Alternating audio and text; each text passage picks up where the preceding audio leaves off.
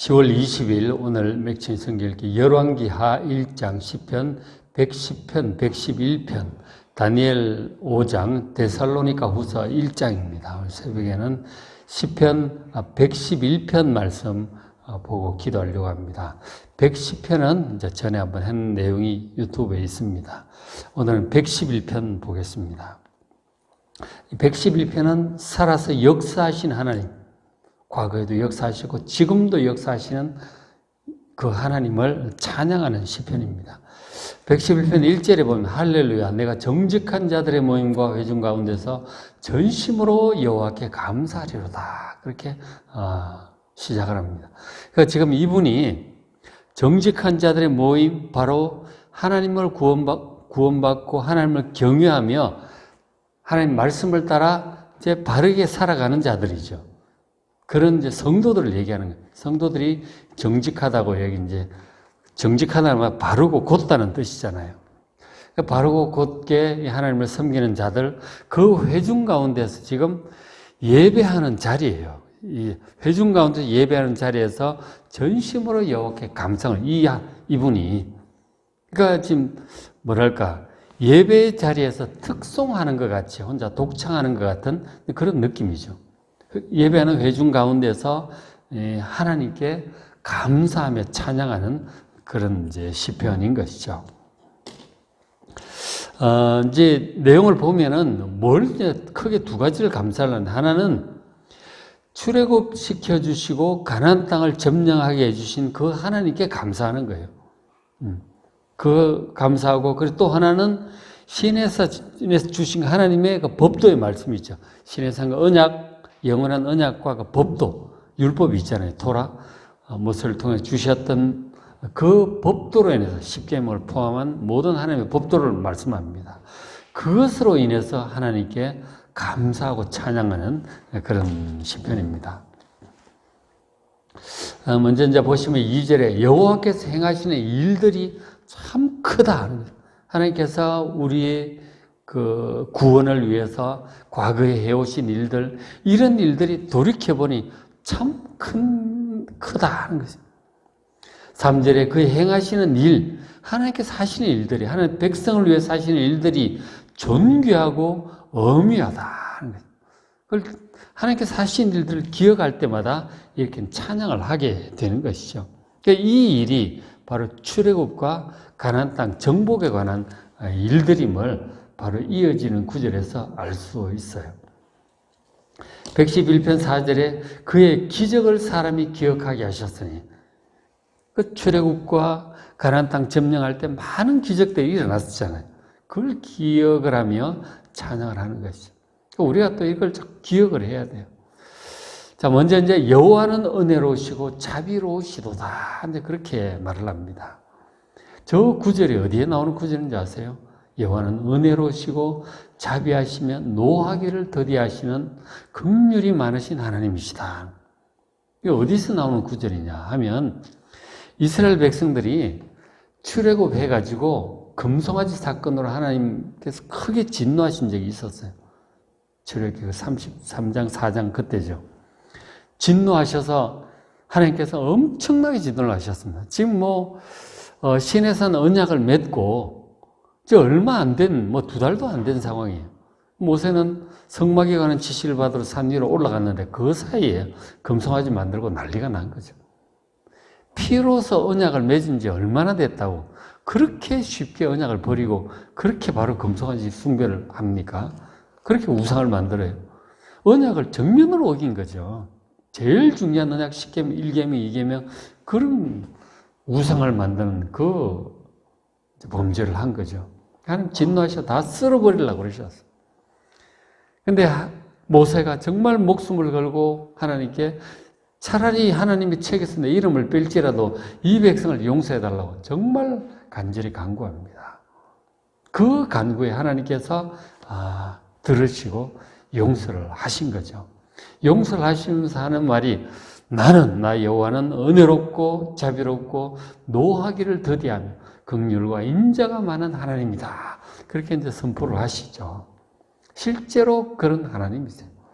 공의롭고 모든 것을 거룩하게 공의롭게 의롭게 처리하시지만 그러면서 동시에 우리의 죄와 허물과 연약함을 아시고 은혜로우시고 자비로우시고 긍휼이 많으신 하나님이라고 스스로 그렇게 말씀을 하셨던 거죠. 거기서 나온 말씀이에요.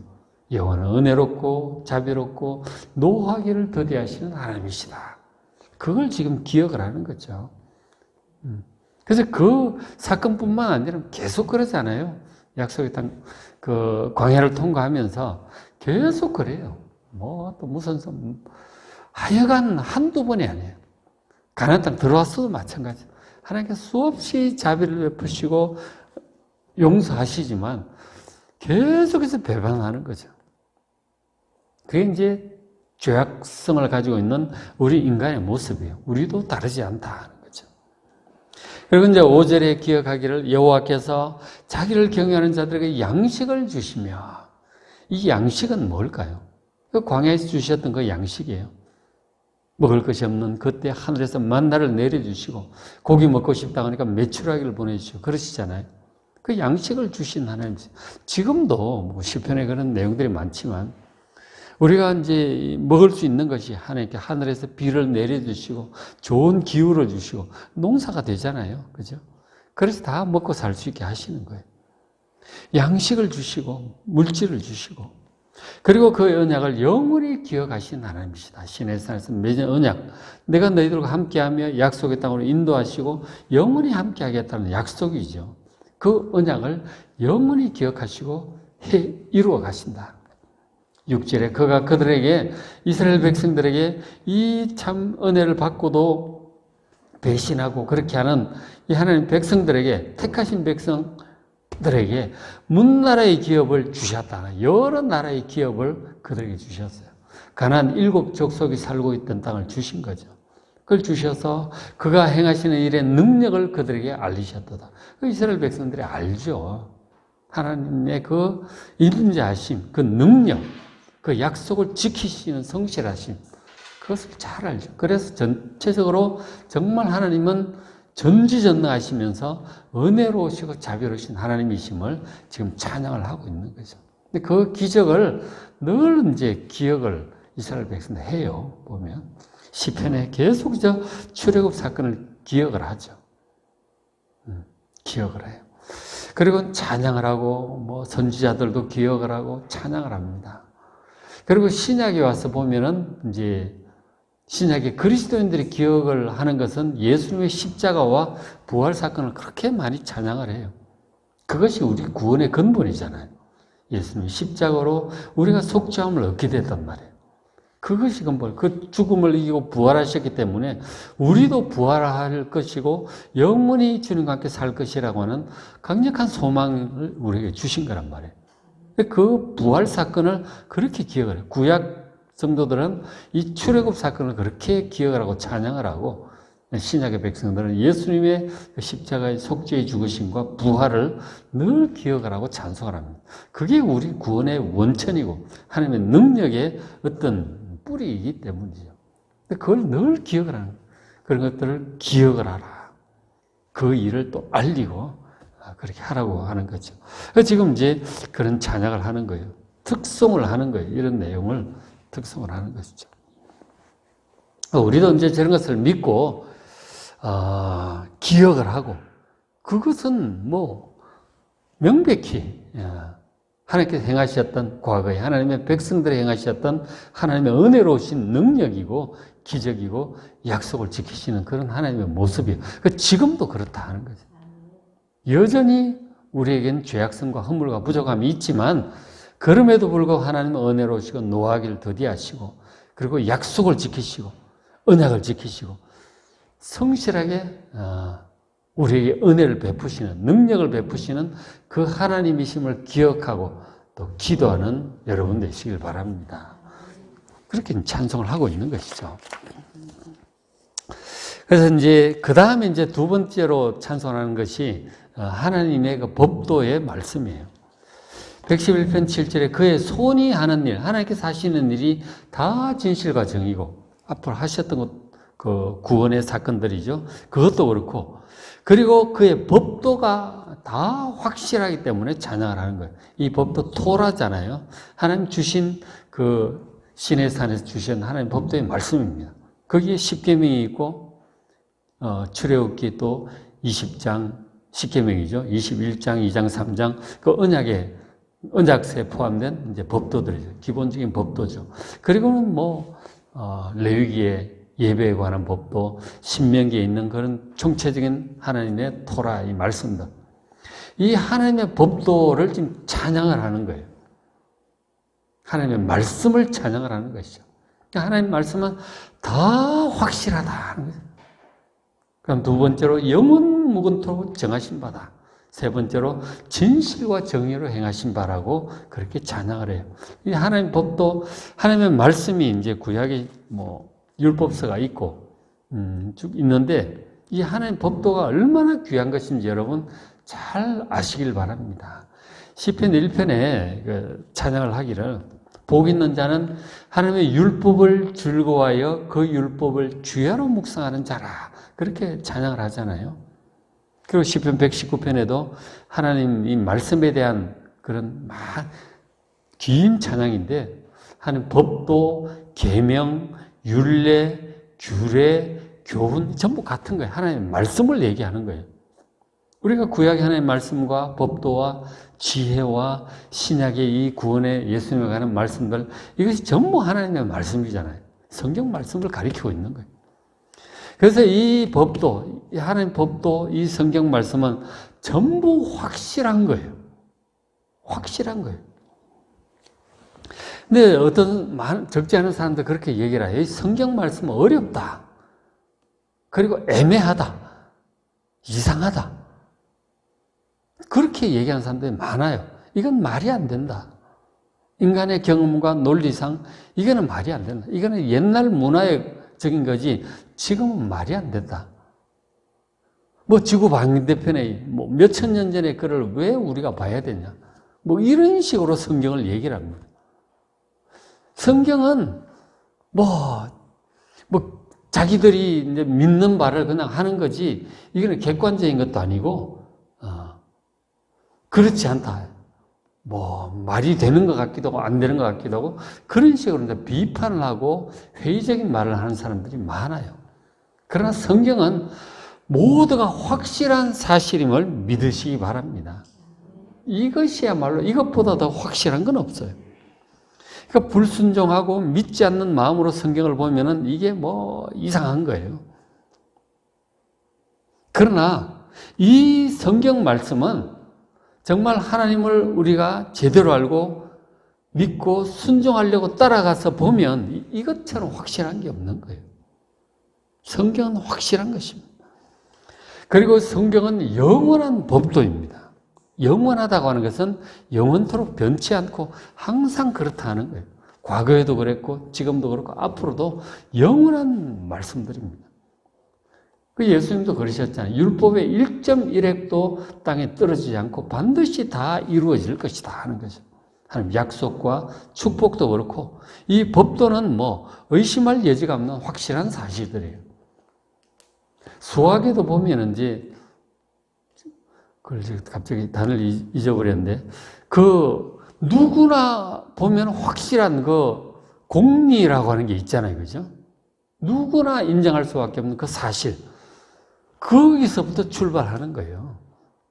그런 것처럼 이 하나님의 법도가 다 그렇게 확실한 사실임을 믿으시길 바랍니다. 그리고 이것은 시대에 따라 변하는 게 아니에요.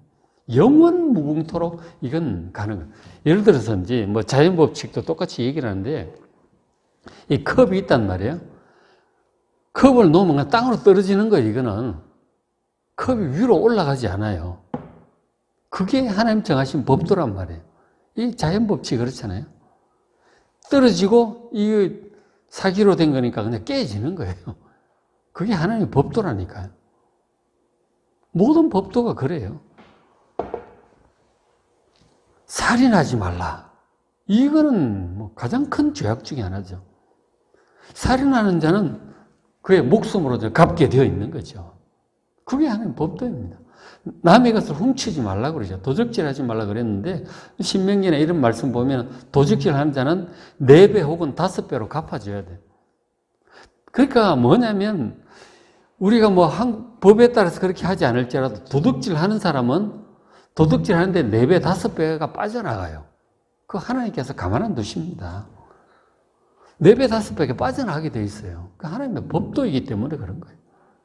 그렇게 하나님의 법도는 의심할 여지가 없이 확실한 것이고 영원한 것입니다.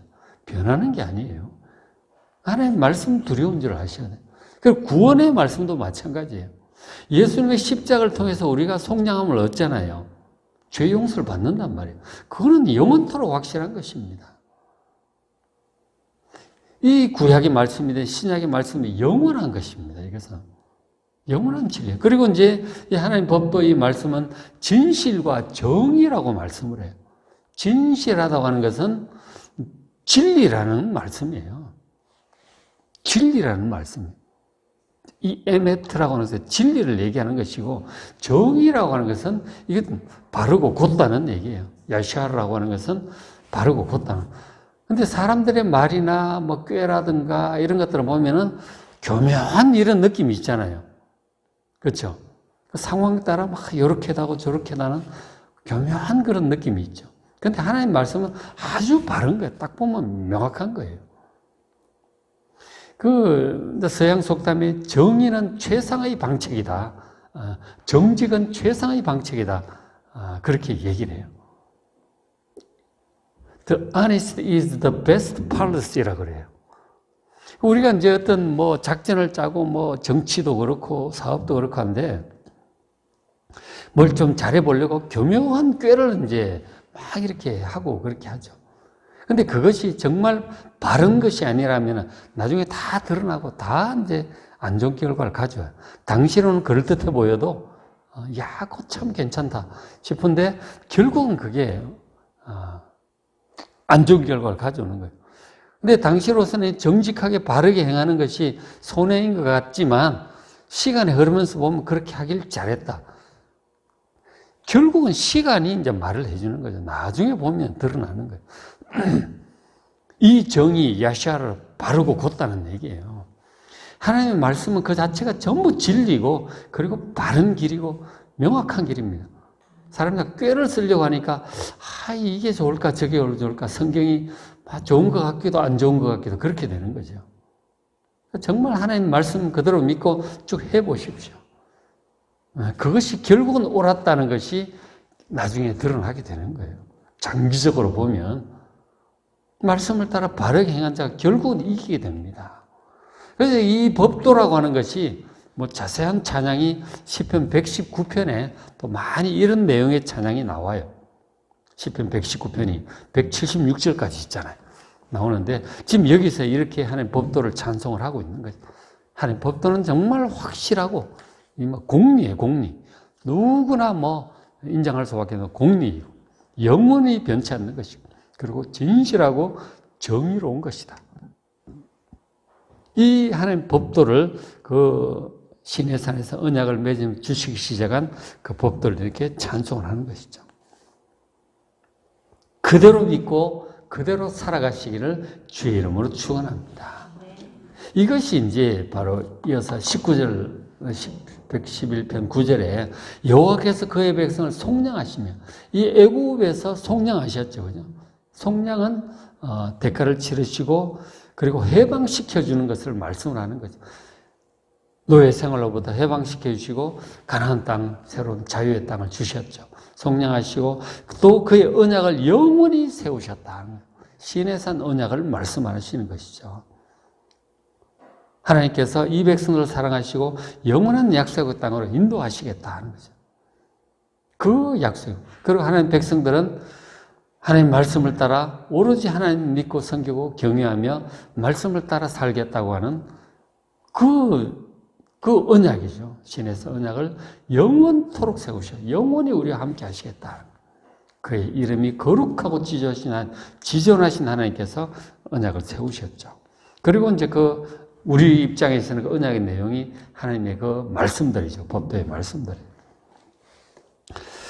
그 언약을 영원히 세우셨는데 모세를 통해서도 그렇게 언약을 세우셨고 나중에 또 이미 그 이전에 아브라함을 통해서 언약을 세우신 거예요.